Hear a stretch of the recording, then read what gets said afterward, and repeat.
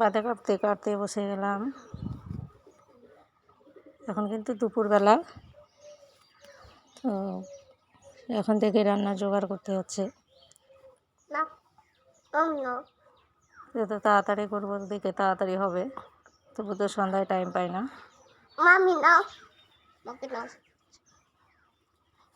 বাঁধাকপি কাটার পরে আরও কিছু কাটতে হবে, মাংস কাটতে হবে। এই যে কেটে নিচ্ছি।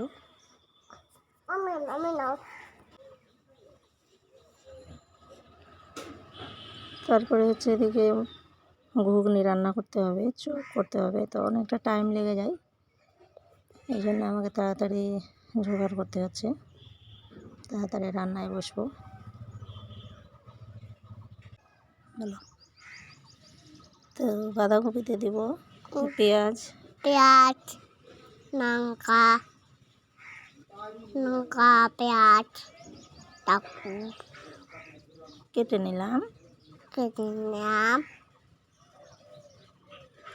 এই যে কাটছি এখন পেঁয়াজ করতে।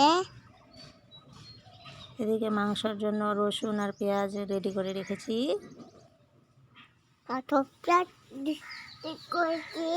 এদিকে আমার বাবুও সাঁতারছে, এসে পুরো বিরক্ত করছে, বারবার চলে আসছে পাশে, বলছে ওই ওনাকে কাটবে। সবসময় শুধু ঘুরঘুর করছে, এদিকে ওদিকে যেতে চায় না, মাম্মিকে বিরক্তি করায়। এই তো আমার কাটা হয়ে গেল।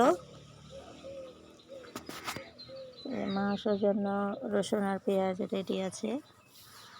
এবারে বাঁধাকপিতে ভাবছি একটা আলু দেব, তো তাই ছিলে নিয়ে দিয়ে দিচ্ছি।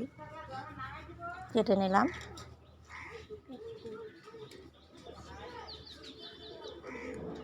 বাঁধাকপিতে বড় বড় করে একটু আলুগুলো দিলে আবার ভালো লাগে, তো তাই দিয়ে দিচ্ছি। দিয়ে দেবো, কাটাকাটি শেষ, রান্নায় বসে যাচ্ছি। পেঁয়াজ দিয়ে দিলাম, কাঁচা লঙ্কা,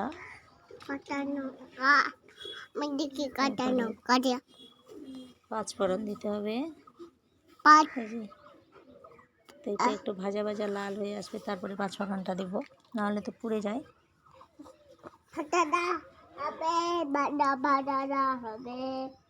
জিরে আর পাঁচফোড়নও দিয়ে দিলাম। দিকে দেওয়া আমার হয়ে গেল। বাঁধাকপিতে মটরশুঁটিও দিয়েছি, আলু, এদিকে পেঁয়াজ তো থাকলোই, সব দিয়ে এখন রান্না করছি। এভাবেই ছোপটা দিই।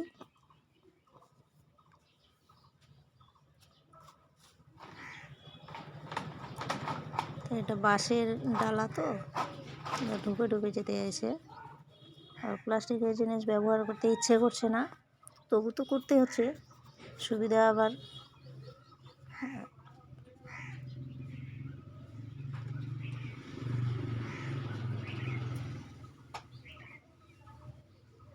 এই তো রান্নার চেপে গেছে।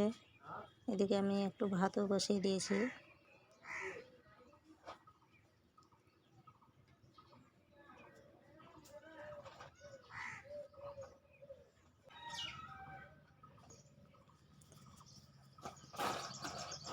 হলুদ, লবণ,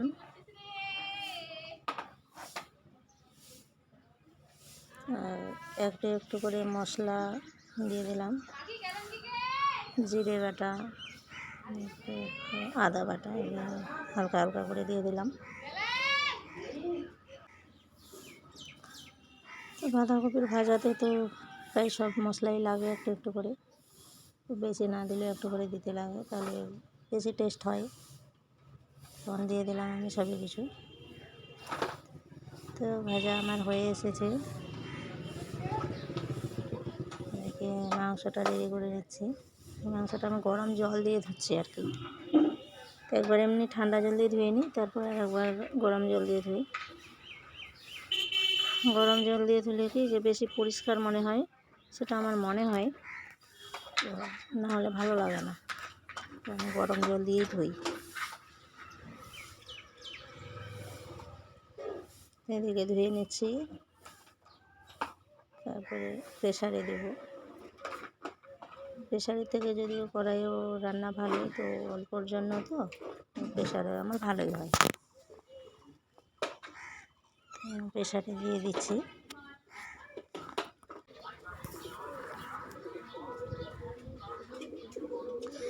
সেদিকে মাংস ধুয়ে এই যে চাপাচ্ছি। রসুন দিয়ে দিলাম, পেঁয়াজ, এইভাবে সব মেখে একসঙ্গে দিয়ে দেব।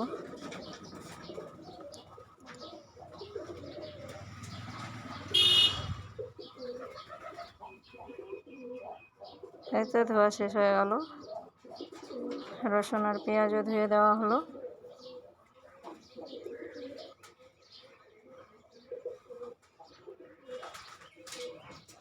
তারপরে মরিচ দিয়ে দিচ্ছি, মরিচ বাটা, এগুলো সব শিলপাটায় বাটা।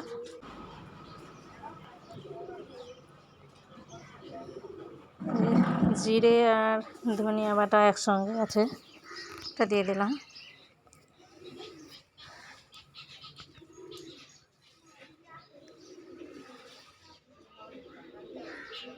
দিয়ে দিলাম লবণ, হলুদ।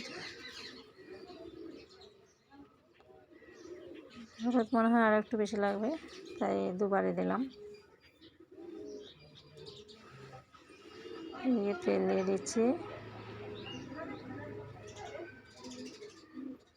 তেলের পরিমাণটা একটু বেশিই দিতে হচ্ছে, কারণ বেশি তেল না দিলে আর ভালো লাগে না। সব দিয়ে মেখে নেব।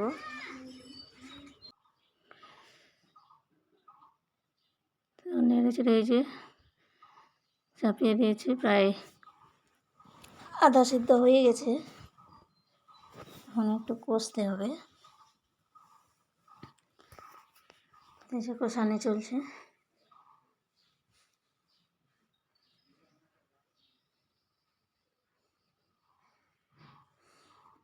এইভাবে রান্না করলে বেশি ভালো লাগে, সব কিছু একসঙ্গে মেখে দিয়ে রান্না করলে রান্নাটা বেশি টেস্ট হয়।